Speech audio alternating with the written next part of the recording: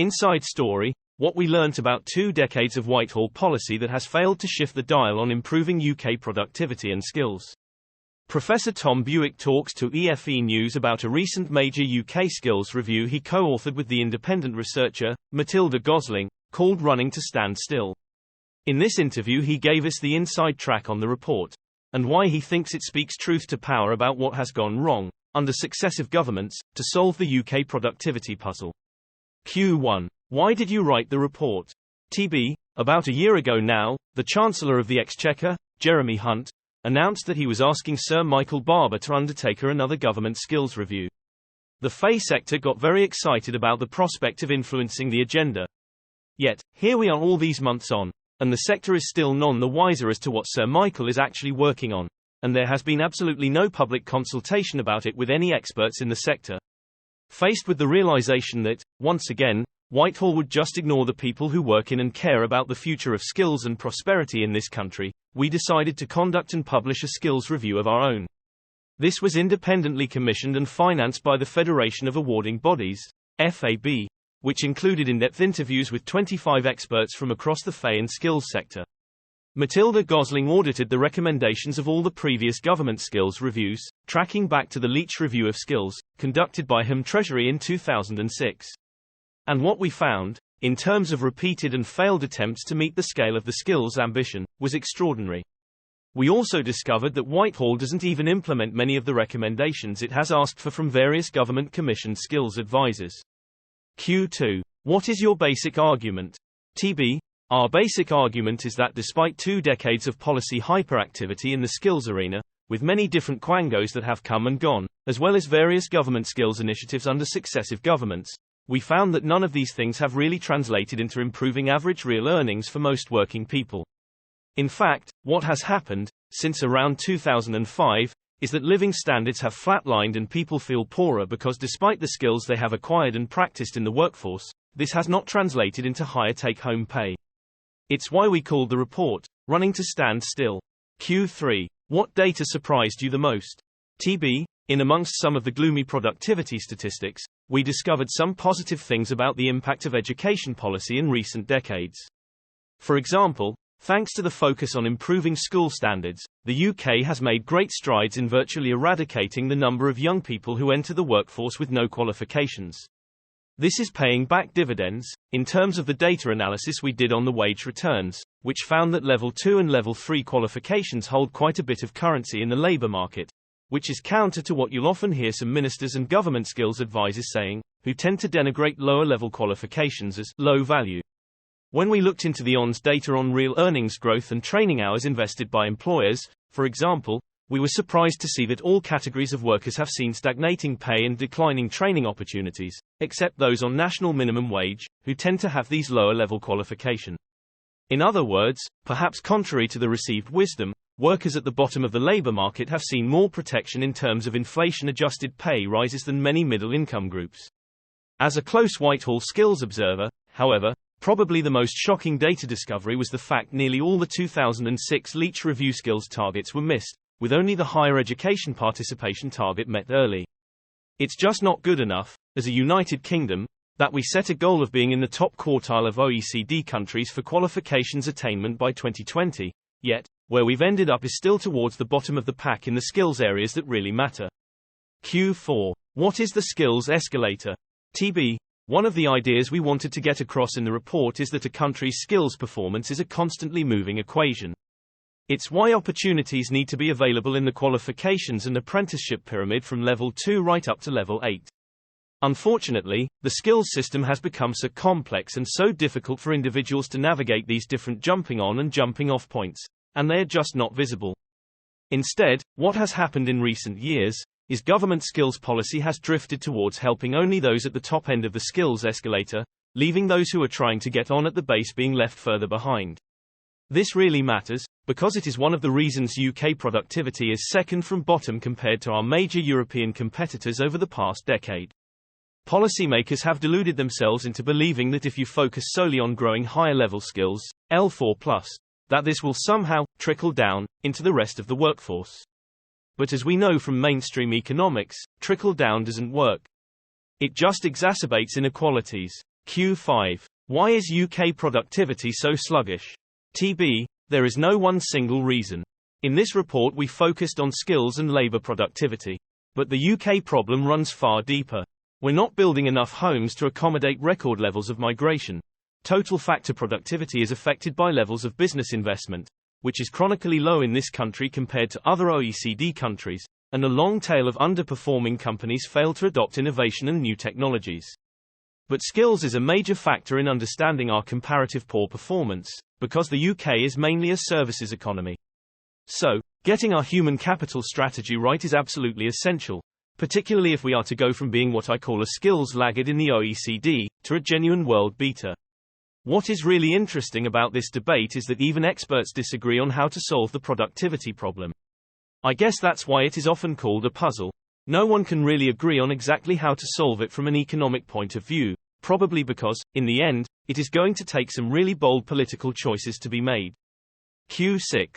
How has Whitehall failed, in your view? We were very careful in the report not to find fault with civil servants. Indeed, even many of the skills ministers that we've seen, nearly 20 since 1997, have been excellent and passionate about making a difference. Indeed, I've had the pleasure of getting to know and work with quite a few of them since 1997. I don't even think this is a party political issue. There is just something about our over-reliance on top-down delivery of the English skills agenda which never quite works in the way the grand architects at the centre think it will, whether that is what Lord Leitch wanted to happen, under Labour, or Baroness Alison Wolfe, under the Conservatives, said would happen, with apprenticeships and qualifications reform, or what Lord Sainsbury, naively in my view, thought would happen with T-levels and technical education reform. All these people are incredibly distinguished and intellectual thinkers, but the skills policies they have authored, I'm afraid, have not always enabled this country to succeed, or importantly, for most ordinary workers, to receive the real pay increases they could now have expected to have seen if economic growth had continued in a straight line of 2.1% since 2008. I think some of these people and Whitehall orthodoxy, more generally, should be more held to account for these failings. Why does it always have to be unelected peers of the realm to tell the country what it needs? I would like to think the government, in future, will start involving more people with real frontline experience of skills delivery, to help co-design and implement policy. The philosophy at the moment is Whitehall knows best. Q7. What did you mean by skills postcode lotteries? In the report we looked at how skills policy has diverged quite considerably since 1997. We were careful to point out that we respect the devolution settlement and that ministers across the four nations will want to continue to oversee education policy for their residents. We've also seen increasing divergence in England, with 10 MCA areas being devolved the adult education budget, AEB, for example. All this means that British citizens, depending on which postcode they live in, are getting very different learning opportunities, hence a postcode lottery. What concerned us, however, and some of the experts we spoke to, is that the UK also needs its own national skills mission. After all, we are the world's 6th largest economy and the 8th largest manufacturing economy, so it is odd we don't do more integrated skills and labour market policy at the UK level. Moreover, employment is a reserved matter to Westminster. I think a lot of skills policy should be treated as UK reserved policy, not as devolved education policy. The danger, otherwise, is that we end up paying for what I call parallel skills bureaucracies. We see this in London, where 50 skills advisors have been hired by the mayor to distribute the AEB, essentially replicating the role of the ESFA. It feels to me that we need to make better strides in protecting our own UK internal market, based on the free movement of people, goods and capital. Vocational and technical qualifications should be seen as the handmaiden of the free movement of people. So, it may make sense to plan, fund, regulate and deliver VTQs, in future, more at a UK level. We don't exactly go that far in terms of making these recommendations in the report, but we do point out it might be desirable for the next government to look afresh at this issue. One thing the next government could decide to do is to take skills out of the current English Schools Department, DFE, by creating a UK Department of Employment, Productivity and Workforce Skills. Q8. What are the solutions to improving UK productivity? If I had the complete answer, I'd be a very rich man. What struck me in doing the research for the report was just how divided even economists are about the solutions. It really depends what lens is being used by policymakers view the productivity gap. There's an excellent paper by Hewitt Keep, we reference in the report, where he reviews the academic literature on productivity and finds that place-based approaches to improving skills and prosperity have a mixed record. Similarly, human capital theory has its supporters and detractors. Some economists think the market should just be left to correct itself, and that employers and individuals will use their enlightened self-interest to invest in skills and training. The problem with this approach is that it doesn't appear to work in practice. There are just too many externalities, as firms worry that the investment they may make in skills utilization will end up being poached by a competitor. You can see this behavior in the data. The number of training hours reported by UK firms has declined by 60% since 1997, and we invest about half of the amount in workforce training as our European neighbours do. In the end, I think the answer lies in a new statutory model of co-investment. We've never quite cracked this idea of rights and responsibilities between the state, the individual and the employer. We've kind of got that consensus now for how we fund and support higher education, but it is not there for how we support a lifetime of upskilling and reskilling. We say we have the apprenticeship levy. Meanwhile, we let 98% of British companies get away without paying it, yet they still expect to use it to fund free off-the-job training. Q9. What is your main message to the political parties at the next general election? If we get an incoming skills minister, after the next election, who preaches top-down from tablets of stone, rattling off all the skills products they and their department will be rolling out for employers, then I will know we are in Groundhog Day. My advice to political parties: take a lead from the iconic Steve Jobs when he said what Apple needed to do after a punishing patch of corporate failure: think different. He said, Steve Jobs basically turned that company on its head and stopped presenting Apple as being about technology products, but rather, he instituted changes that got people to engage in Apple as a lifestyle brand. Even today you can see how that legacy has lived on. People don't buy technology from Apple, they sign up to a lifestyle. We need a similar approach in skills and lifelong learning. There is no point rolling out even more government-owned qualifications and boot camps that independent evaluations are finding are of dubious quality. Meanwhile, ministers feel obliged to turn up at broadcasting studios defending them as world-class. How can a government skills program be world-class when there is absolutely no empirical evidence these schemes have impacted positively on improving productivity and real earning per capita GDP growth? I think that's just hubris to pretend it is.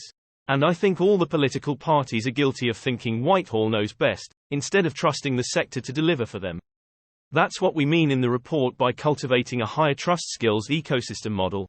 Ministers stand back and set a clear destination for where our skills metrics should be, but then they hold feet to the fire and ensure people are made more accountable for delivering this important national skills mission. Q10. Any final reflections on your 5 years at FAB? And what are you looking forward to at ECCTIS? I've had the most amazing adventure representing the UK's awarding bodies and assessment organisations.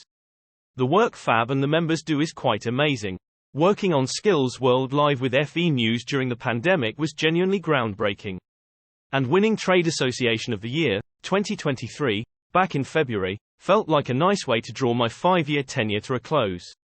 Of course, I shall really miss the FAB team, but I also know I will still be crossing paths with them and working with them in my new CEO role at Ectus. Many AOs are clients of my new organisation, so I'm looking forward to continue to meet their needs. What excites me about my new team, based in Cheltenham, is the international expertise and reach in what we do.